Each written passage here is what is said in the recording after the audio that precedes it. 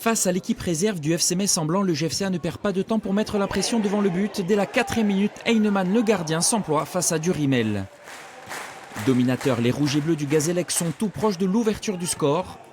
Sur cette action, David Paulet croise trop sa frappe. Mais 10 minutes plus tard, l'attaquant belge du Gaz est idéalement servi par Jean-Pierre. Logiquement, les Ajacciens mènent au score dans une première période bien maîtrisée.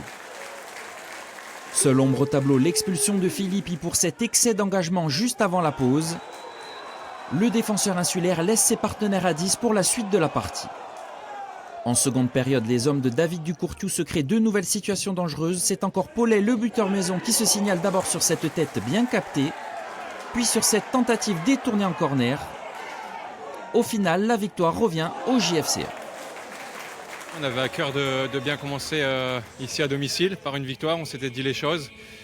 Je pense qu'on a répondu dans le contenu, c'était difficile avec le carton rouge de Rodé, on s'est dit les choses à la mi-temps, on savait que ça allait être compliqué, mais on a réussi à tenir, on a réussi à ouvrir le score aussi très rapidement, ce qui nous a fait du bien, c'était dans le plan de jeu.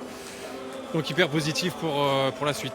Avec 4 points en 2 matchs, le début de saison est réussi. Prochaine journée dès mercredi sur la pelouse du leader Saint-Maur.